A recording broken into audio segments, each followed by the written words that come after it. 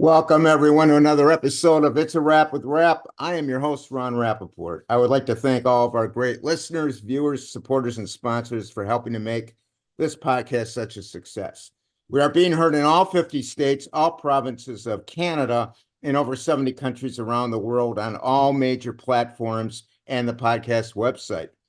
Please visit our website, itsawrapwithrap.com, to find all the episodes, previews of future episodes, and great products and services from our sponsors. This podcast features people who have overcome life's challenges and adversities, people who can inspire, motivate, and educate us on an assortment of topics. My guest today is Maureen Manley. Maureen's determination and resilience first came to international attention as a world-class cyclist. She had no preconceived limits on what she could accomplish as a member of the U.S. cycling team. She won a national championship, set a national record, earned a silver and bronze medal at the national level, competed in 3 world championships, and won a silver medal at the 1990 World Championships. At the height of her cycling career, her dreams came to an abrupt halt.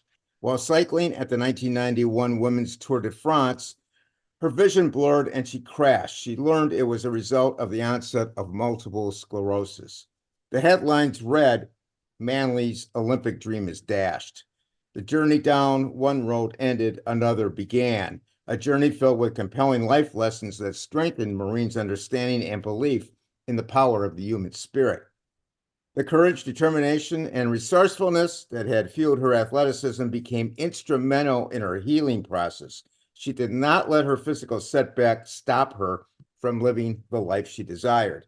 Maureen began to understand and develop effective ways to deepening and broadening her knowledge and application of holistic high-performance strategies that would help produce the outcomes she desired. Maureen has been able to return to her cherished sport of cycling, a testament to the practical effectiveness of her methods. After completion of a master's degree in integrated wellness, Maureen has established her private practice. Maureen is a well-respected speaker, counselor, educator, and consultant. She currently delivers motivational presentations around the country, leads workshops, teaches classes, designs wellness programs, and consults. Welcome, Maureen, to the podcast. Thank you so much. It's a pleasure to be here. Well, it's so great to have you here. Thank Let, you. let, let me start out. What led your interest to cycling? Oh my gosh, my interest started, it seems like ever since I was very, very young, I'd imagine people lining the roads and cheering me on as I rode my bicycles around the city I grew up in. And I grew up with 4 brothers, and we just always were racing around, and I just loved the sport of cycling. I wanted to be a bike racer before I even knew it was a sport that women could participate in. So I can't even tell you when it began. It seems like I was born with this love of cycling. So it was a very early age. Very early age, yes. And even early, as I mentioned, early in my childhood, I'd imagine racing my bike and people cheering me on. And I don't know, it just felt good. So I went with it. You went for it. What were the adversities you faced in pursuit of a cycling career that you encountered that helped to make you successful? Oh boy, there's so many. One, when I realized that I could race a bicycle, I was an athlete all my young life. And then I watched Connie Carpenter, the first ever American woman, win the gold medal at the '84 Olympics. And it was when I was watching those Olympics that I said, that's what I want to do. I want to be the best female cyclist in the world. But I had no idea how I was going to do this. So I just started um, getting out there and riding with men that race bikes. And so the adversity was one of them was keeping up with them, and that there wasn't a lot of support for female athletes, female cyclists. So I was throwing myself in there with men cyclists and getting pretty beat up. But it worked for me because the harder that I pushed myself, the better I became. And then I did discover more female bike racing teams, and at a pretty high level, because I had worked at a level that got me whipped me into shape pretty well. So So, not having so in a nutshell, really not having the support and having to kind of create it for myself. and you And said that got was like back in the 80s, right? yeah, early 80s. It first it started mid 80s and then later 80s. Yeah. What did the guys finally accept you Accepted after? me when I could keep up. Yeah, yeah, Because you would think, I've joked about you think, a bunch of guys would slow down a little bit for a girl showing up and, this girl in Lycra is showing up and she wants to hang out with us. They did not take it easy on me, which I'm grateful for. And, when I first started doing it was when I was in college. At first I played soccer for the first 2 years. I was in college in Northern California. And then this is when I discovered bike racing. And I just stopped playing soccer and just started racing my bicycle with the men at in college. And then it was interesting because I was training in Northern California, and the U.S. cycling team had a training camp up there. And I would go to the race with all my guy friends and compete against the best women in the nation, the national team. And it was then that the national team coach said, "Come here, little girl, let's talk," because I was doing so well at those races. right. So there was a lot of adversity, but I was so passionate about my dream, and I was going to make it happen. Um, I was going to make it happen, and I was blessed enough to have, enough family support that allowed me to, follow my dream. Yeah, that's great. So you never, I guess the moral of the story is you never quit. You just Never kept quit. going. Yeah, I Yeah, never quit. I got, when I say beat up, I just had to work really, really hard with, these guys, right. which was good. And I kept coming back. I didn't see getting in cycling when you can't keep up with the pack that's moving along really fast, you're working Yeah, really hard and you can't keep up. It's called getting dropped. So, I wouldn't be able to keep up and they would just keep going. And I just, finished the ride on my own. But I didn't allow those times to say, "Oh, never mind, I'm not good at this." It just right. made me hungry to come back for more. And I think that that group in the front's called the Peloton. It is, and you want to remain part of the peloton. So yeah, In a short amount of time, I did, and then even in college, um, some of those guys are having a hard time keeping up with me. well, I think it just goes to show that when you're competing against very good people, it's getting you better. It is absolutely. Yeah, Absolutely. And it's the same sort of thing with athletics and in business or wherever, who you're surrounding yourself with. Are you challenged right, to rise up to that, or are you just going to be comfortable? And right, it's all right to be comfortable if that's your goal, right. but but That was wasn't your what my goal. goal Not- really is. Now, you talk about a growth and a fixed mindset. Tell us what's the difference? Well, a growth mindset, it's similar to what we were just talking about, is you want to grow beyond where you're currently at. And in order to do that, you have to move into uncertainty and discomfort and the unknown and not stay comfortable. Like we were talking about with even the analogy of when I first started cycling, and it happens to this day. I still ride with people that are stronger than me, but if you you can stay real protective and in your comfort zone and very fixed with what it is that you have, but that means you won't grow. And when you're fixed mindset, it's like, I know what I know, I'm happy with where I'm at, I don't need to be uncomfortable, I don't need to be uncertain. Your life really will get your life and your competency and what you're capable of doing will either stay the same or get smaller. And with the growth mindset, you're willing to take risks, you're willing to fail, you're willing to, as in cycling, get beat up, but you keep coming back. And you don't see those times where things didn't go perfectly or well as failures. You see them as learning experiences. And so Okay. what did you learn? So every time you have an experience in sport or business or anything in life that you want to go after, when things don't go perfectly, you have a huge learning experience, but you have to see it that way and not saying, I failed, I'm terrible, because that would be more of a fixed mindset. Like you are where you're at and you can't grow.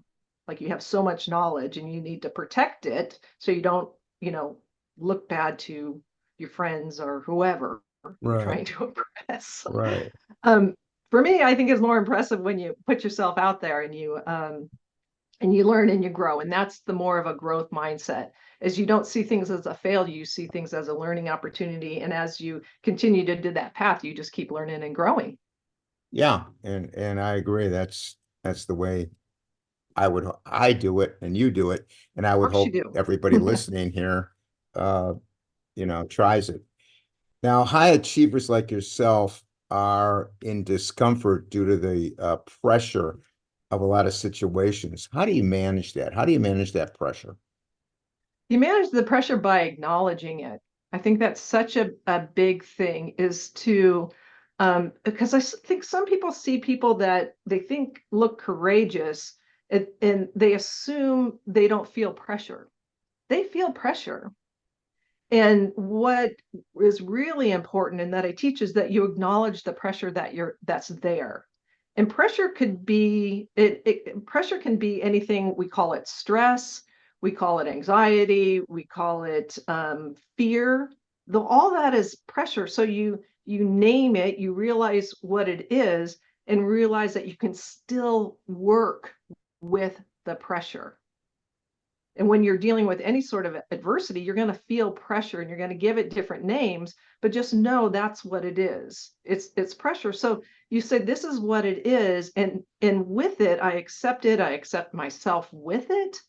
And I see where I want to go. And it's usually kind of scary, but here you are, and here's where you want to go above it. And you say, what is a doable step, or maybe steps that I can take while feeling the pressure? And if you need to get help, you get help. And, Okay. and that's great. And you say to somebody, I'm really scared. Will you do this with me? Or can you help me solve this problem? Because it's not about, so often people want the problem or the situation to go away. And then they'll do it. When I'm not stressed or I'm not scared, or if only this wasn't happening, then I'd, that's Yeah. not performing under pressure. You got to have something going on. And that's not how you build your courage muscles. Something has to be going on. If you're not scared, you're not Right. being courageous. And Right. so to move beyond it, you have to acknowledge that it's there and say, how can I work with this? And a really, what I'll share now is to just say, what's the little step I can take? Because then you do that step and you realize you can have power with the situation. And you're like, whoa, wow, I did that. And then what's the next step?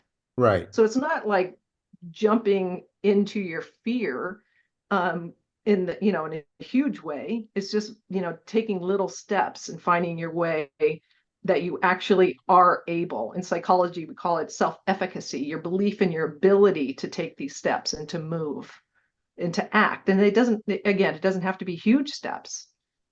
Right. Well, always with that goal in mind that you want to, accomplish what you're trying to do. But Right. that's good advice that you don't have to just jump right into it. You can take the baby steps and keep going and building, and you'll get more confidence as you keep Absolutely. going. Yeah. Right, right. And you build more confidence and more even self-esteem. And you're like, whoa, I can do this. Yeah. But you got to move. Yeah. You have to do something and not just wish and hope. Yeah. And this can be Let's applied to start. anything you want to do in life. It doesn't have to Right. be sports. It could be whatever. Whatever. Taking I a mean, that course, just, just trying to do something different, whatever it is. huh, whatever it Now, is. 1991 rolls around. It can be very difficult to get a face-to-face therapy appointment these days for those who need it. It can be expensive, difficult to squeeze a visit in your hectic schedule, not to mention how lonely and unsupported you can feel in between sessions, and how you just seem to forget all the things your therapist told you since your last visit. No more. Therapy on your terms is now available. through onlinetherapy.com. Your personal therapist will be by your side from start to finish, guiding you to a happier you through the sections, worksheets, unlimited messaging, and live sessions available as video, voice only, or text chat. You can do this from wherever you are in the world. Each section includes all the information and hands-on tools that you need to identify, challenge, and overcome your problems. In each worksheet, you will answer questions and get valuable hands-on tools and tips from your therapist on a daily basis. Each week, you will have access to a 45-minute live therapy session with your therapist via video, voice only, or text, providing a perfect opportunity to receive instant guidance and support. You can always send your therapist a message with any questions or thoughts. To start, choose your area of concern, including but not limited to anxiety, depression, OCD, PTSD, stress, anger management, couples therapy, family issues, panic attack, ADHD, chronic pain, eating disorders, abuse, and trauma, and get matched with your therapist. Choose the subscription plan that best suits your needs, starting at just $40 a week. Onlinetherapy.com has received an average rating of 4.8 out of 5 stars. Please click the link in the podcast notes or below this video ad for detailed information and to order and start your therapy journey today to become a happier you. And you compete in the women's Tour de France. And where does that take place? It took place in in France. It did. And Okay. I know they have one here too. Um, I think in Oregon or something. I'm not yeah, well, sure. they have different stage races around the country, Okay. but racing internationally. And so the women had a Tour de France, and when I did it, it was run later. Now there's a Tour de France, a women's Tour de France is back, and a men's Tour de France run at a similar time. And when I did it, it was later in the year. Okay. And So, back when I was on the US team, I'd go to Europe like 3 times a year to race. And in 1991, I competed in the World Championships that were in Germany, and then we traveled over to France to race in the Women's Tour de France, a stage race. so you weren't feeling well at that Wasn't. time. And tell us about what was going on, what happened. Okay. When I was in Germany in the 91 World Championships, I had two kind of subpar performances that left my teammates, myself, my coaches wondering what was going on with me, because I really had thought I was going for gold at the World Championships. And I was like 12th in the road race, and our team time trial was 4th, and just didn't do well. And I thought, this is a bad time to be experiencing a slump, but hopefully I'll get out of it by the time, this stage race Right. starts. And so one of the first stages of this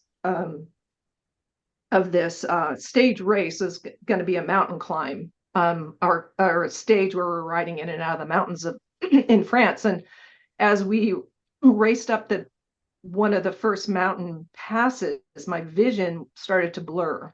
My legs weren't as strong as they had been, but now my vision was blurring when I was, for me at the time, it was like my heart rate is up. I'm working really hard and my vision is blurring. So I didn't know how to put it all together, but I worked as hard as I could to stay with the leaders as we were climbing. And then at one point when we crested the top of the mountain, my vision had blurred so severely, I lost my sight completely. And that's when I found myself moving to the side of the road, and my tires hit the gravel along the side of the road and they slid out from underneath me. And I found myself crashing to the ground. And what I didn't know at that point is that I had ridden my bike off one road to begin a journey on a new road. And that new road would be a life with multiple sclerosis. Because what I didn't know then, this is 32 years ago, is that my vision was blurring because MS was attacking. Because of MS, my immune system was attacking the optic nerve, probably some other places too.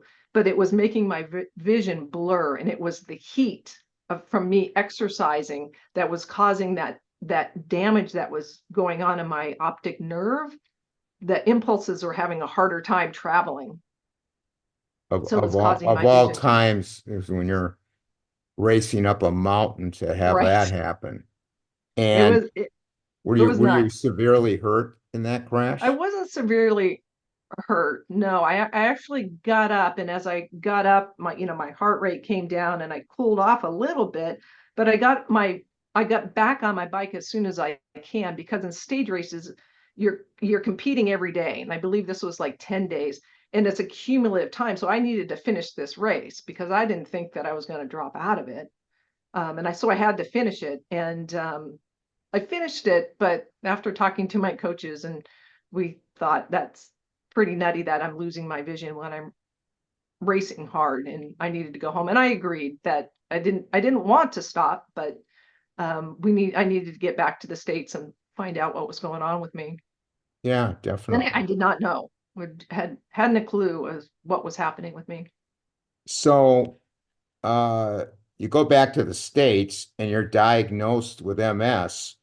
Uh, so what were your first thoughts about that? How did you react to all that? I was terrified. It was, I at that time, I would later get a master's degree, but I had a degree in exercise science, and I still had some of my textbooks. So I got out my textbook, and I'm like, this is a possibility. And there's one paragraph, Yeah. chronic progressive degenerative disease.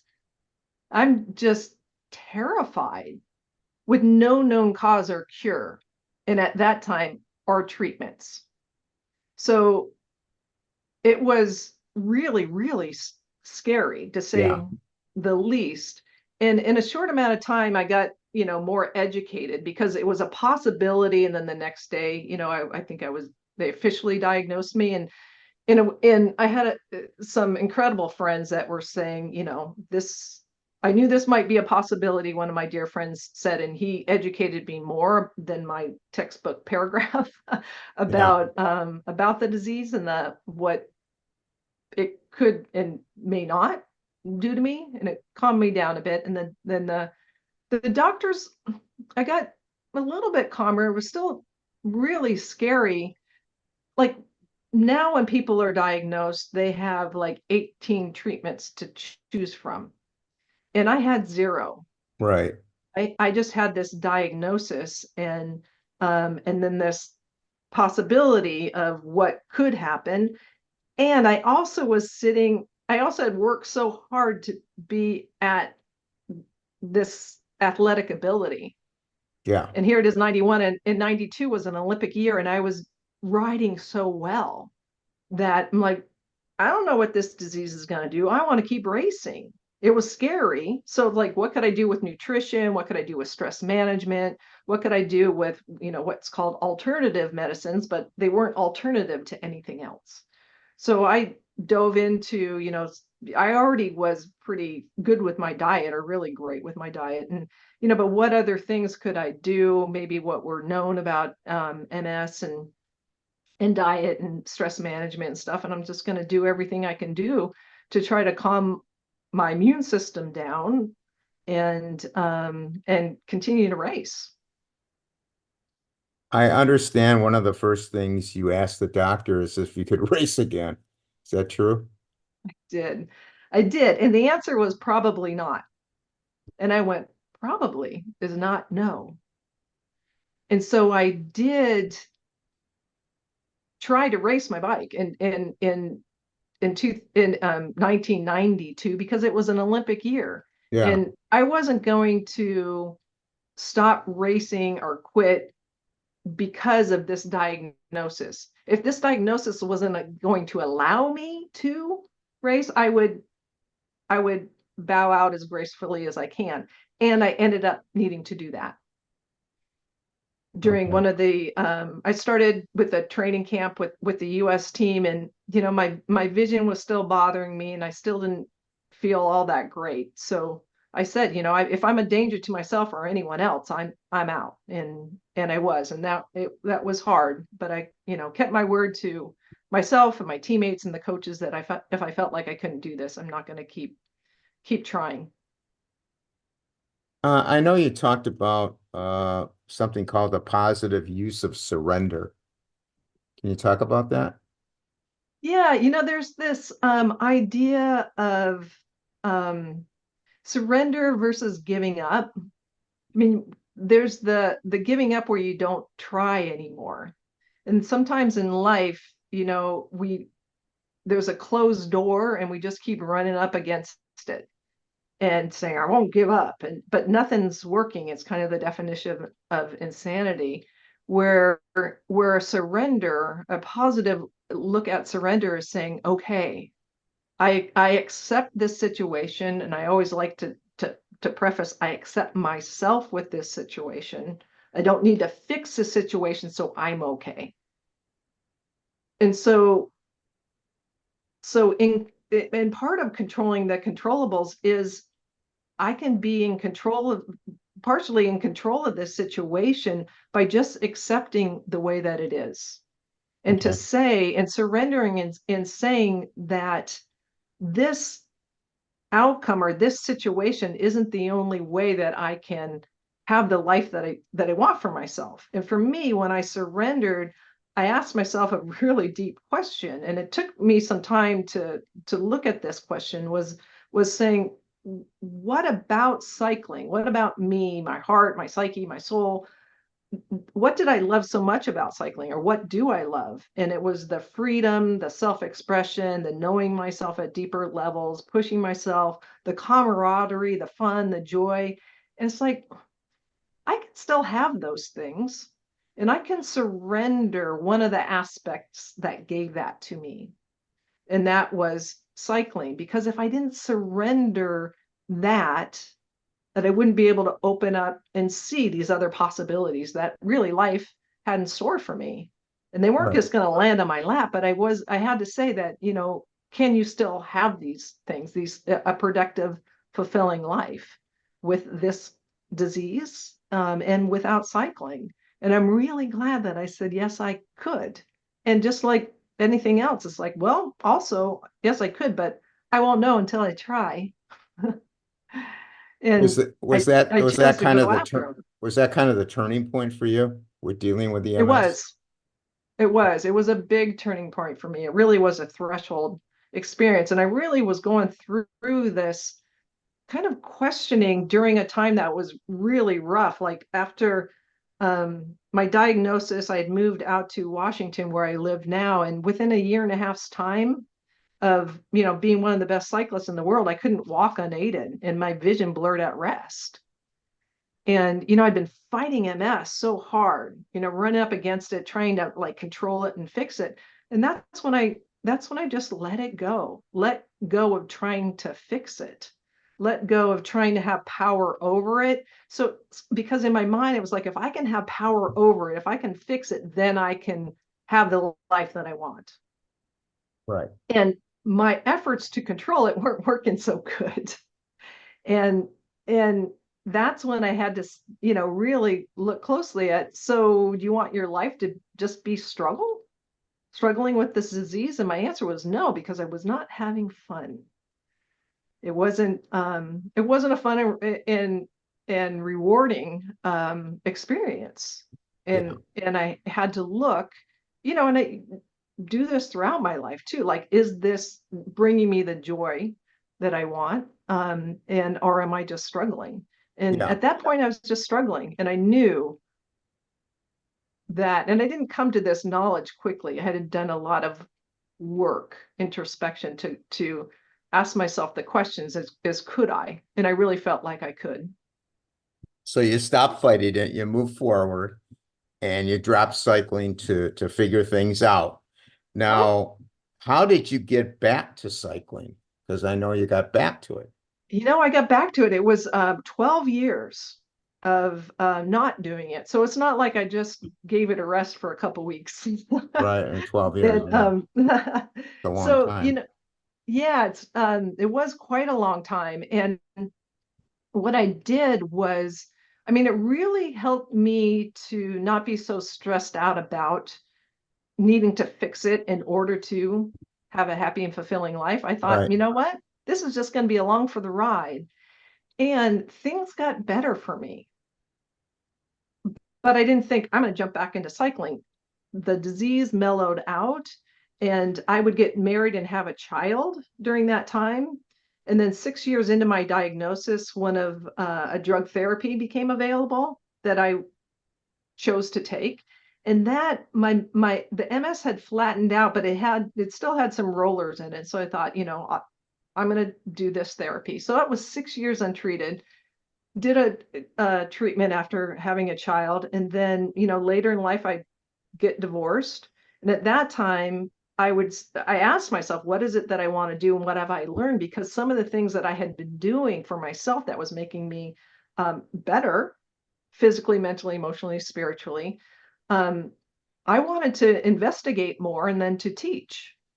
And I've always done alternative medicine, but I wouldn't say this is what made me better. It's always a combination of things. So, and neither would I say the drug therapy being the thing that got me better, because I was doing better before that, but it was a combination of all these things that I felt was really helping me.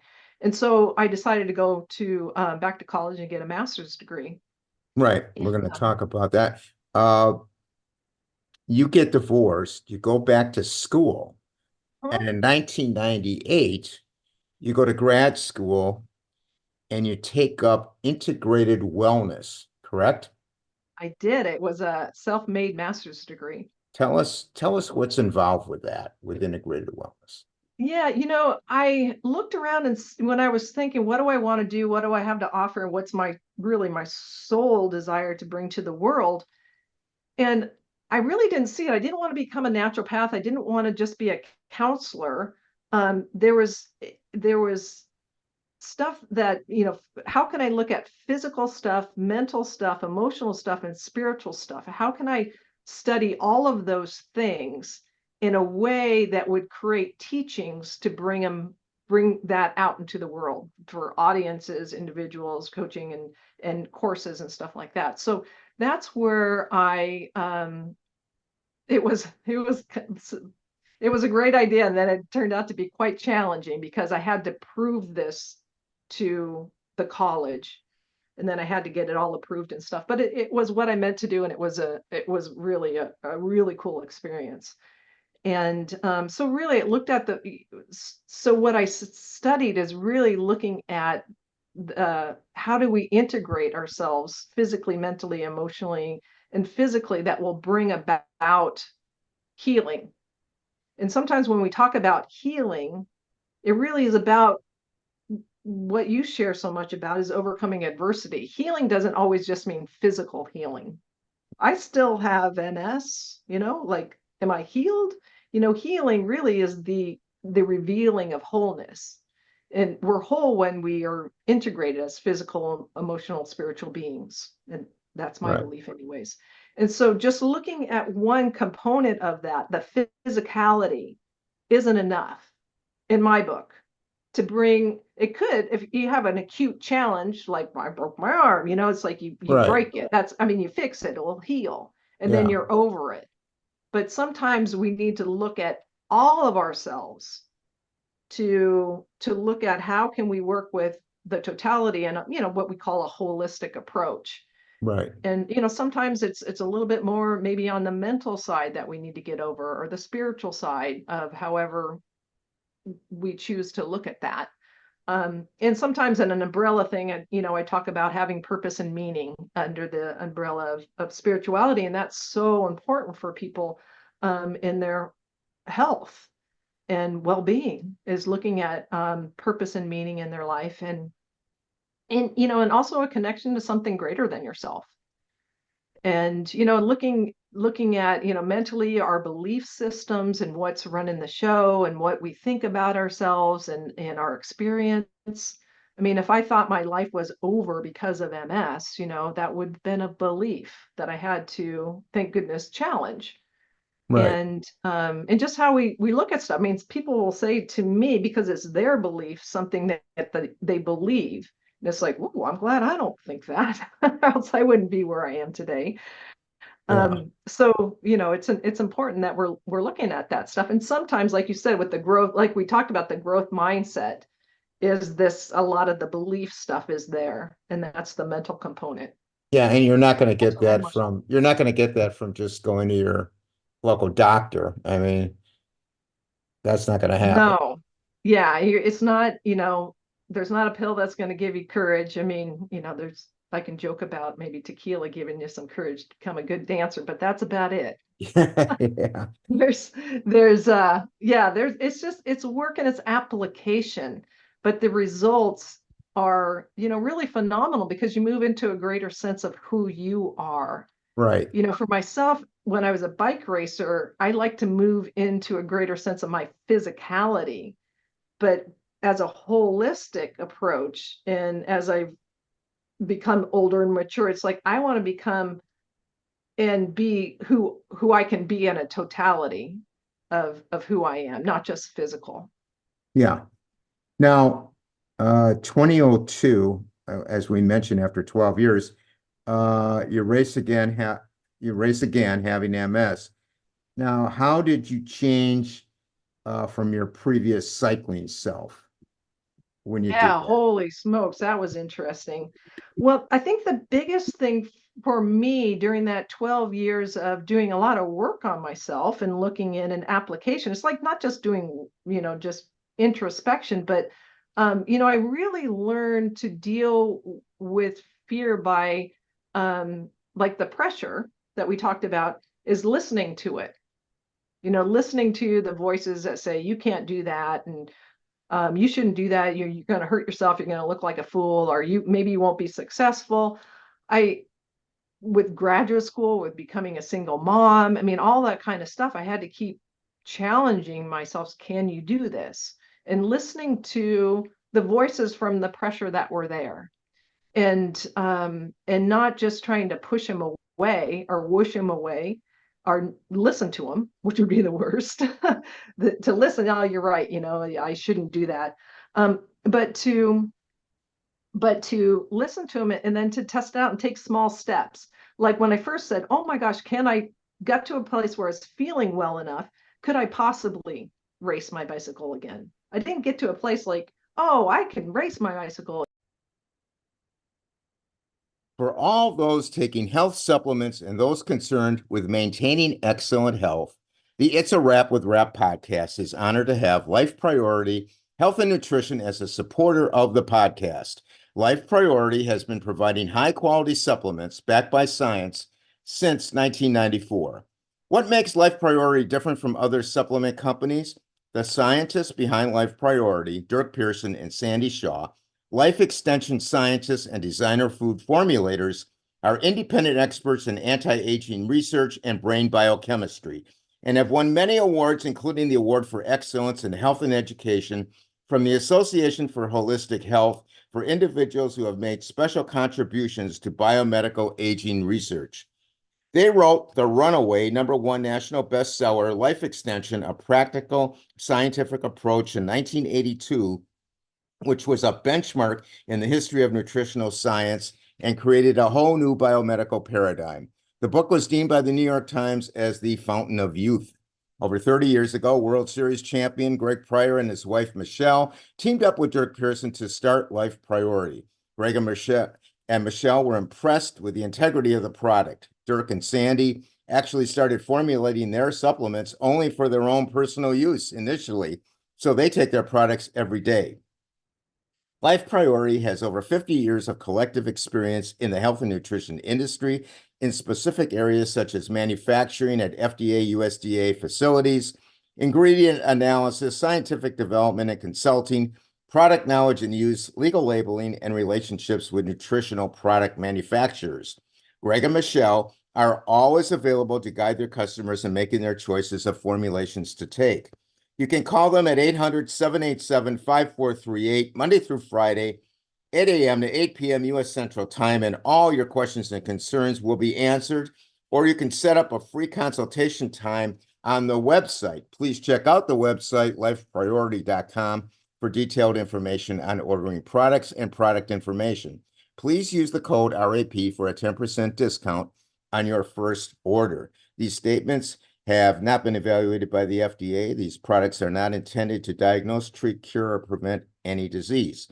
Life Priority Nutrition does not provide medical advice, diagnosis, or treatment. Life Priority, established in 1994, offers supplements that are scientifically formulated, results-oriented, and generally recognized as safe and are manufactured at USDA and FDA inspected facilities. Again, I just got to a pretty healthy place physically where I thought maybe I could on a local level, not on a world-class level. But I wasn't sure. So what I did was challenge my fear. My fears are saying how maybe you'll fail, how embarrassing that would be. What if the Peloton and the other women in the area don't like somebody with MS racing in the group? I'm like, I don't have any of the answers to these questions. I just need to take little steps, start training with some of the ladies in the area, start training more and harder with my male friends, ask a lot of questions, and just test out those fears.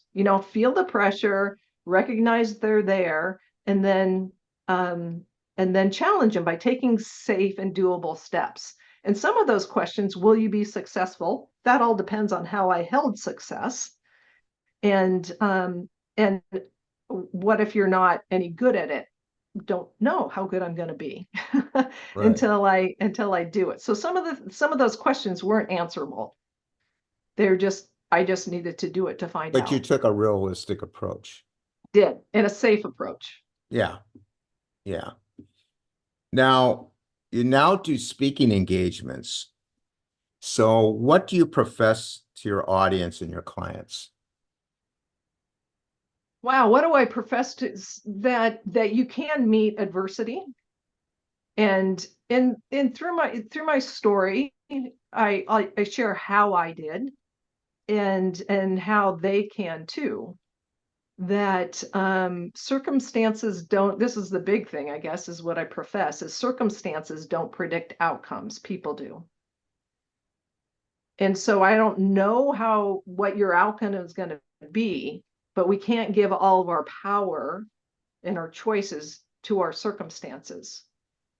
That there's things that we can do while being scared, while feeling pressure, and by meeting those things and taking certain steps, you can build the courage, build your resilience, and you can triumph over the adversity. Okay. So those are the sort of things that I profess. And, in a keynote is different than in a workshop. And people's, it could be I speak a lot to people that are dealing with physical challenges, but also a lot workplace challenges. And people in workplace situations have all sorts of challenges, life challenges. Yeah. And so it's really a joy for me because, as you said, the things that I've studied and the things that I've done transcend circumstances. Yes, I speak a lot in the MS community, but I'm not talking about MS. Right. I'm talking about meeting challenges. Now tell our audience about all the services you now offer. I know you do the coaching, consulting, you do webinars. Huh? I guess you're into podcasting. I did a podcast. I'm not podcasting now, and God bless you. It's a good thing, but it's a piece of work. The Yeah, podcast. yeah. People think we just show up and Yeah, I no, have you on and Ron no, just comes on for an hour. It looks like not, he just believe me, slides I right into only it. honor you. And that's why I'm not currently doing it, because it's very time consuming. You have to have a big heart. You put in a lot of work for it. And that's how I know how much honor and respect I have for you, because you really care to get good information out to people. And it is a piece of work. I appreciate that. So and it was fun, and it was interesting for me when when I was asked by an organization that I work with to podcast. I wanted to do it because I saw it as a challenge and to learn. Like the first thing I did was had typed into the Google machine, how do you do a podcast? So I can't say I was great at it, Well, but it we was all start enjoyable. at that point, believe me. I can remember I had a mic. Um, Mostly, since COVID too, boy, COVID was like a while ago now, but I do a lot of keynoting workshops, courses, online.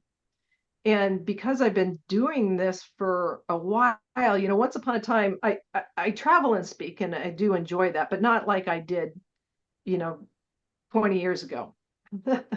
Traveling, jumping on planes and flying across the country is fun, but not as fun as it used to be, and not Yeah, when I can do it from the comfort of my office. So right. I really enjoy doing more, and I can reach more people from all over the place too. This way is teaching either wellness courses or adversity courses through the internet. And I've done some keynoting. It's different to keynote when you're sitting down in your office, but it works. It works. And so I really, really enjoy. I've worked with some employee resource groups. That's been a new audience for me because it's been, people with all sorts of different either challenges or things in common that basically what I'm bringing to the table is overcoming adversity. So, it could be through an ERG, or it could be managers bringing me into their groups and stuff like that.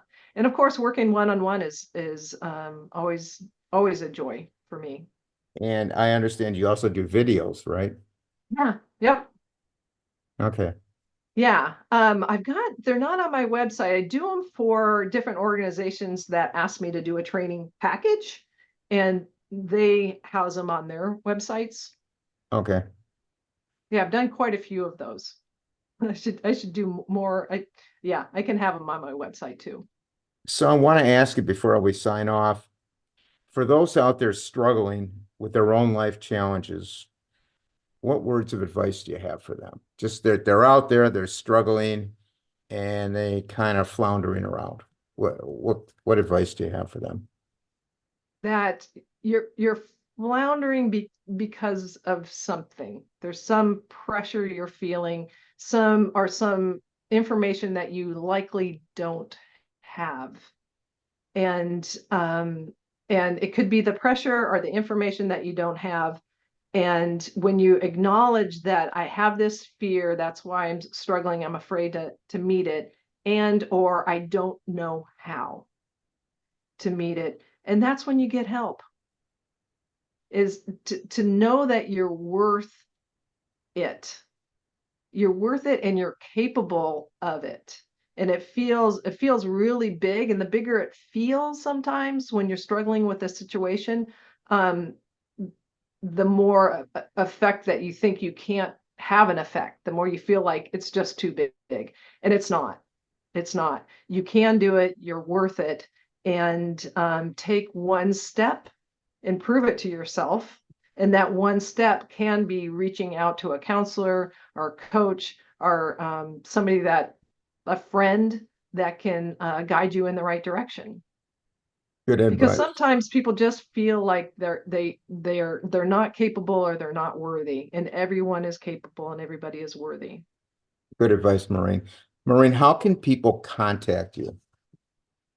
I can be contacted through my website, and it's my name, maureenmanley.com. Okay. And I will list that in the podcast notes. Thank you. Thank you. I want to thank you so much, Maureen, for being on the podcast and sharing your story and all your thoughts with us. I wish you all the best with your life endeavors, and Thank you. love to have you back sometime.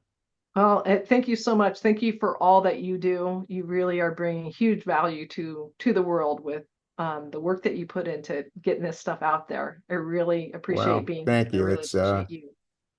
an honor to help people. It really is. You can't put a price tag on it at all. It's it's just something that I enjoy doing. And, I'm sure we'll keep doing it until I can't do it anymore, just like you. Right on. Right on. Well, thank you. Thank you. Comments and suggestions for the podcast, you can email me at itsarapwithrap@gmail.com. Our Facebook group, we have a couple thousand in there. It's a Rap with Rap. Our Instagram is It's a Rap with Rap podcast. We're on Twitter, or X as it's known now, at Rapper, WRAPPER 130. Our website is itsarapwithrap.com. You can find all the episodes there. And YouTube channel is It's a Rap with Rap, the podcast uncut. I want to thank everyone for listening. Please stay safe. And for now, it's a wrap.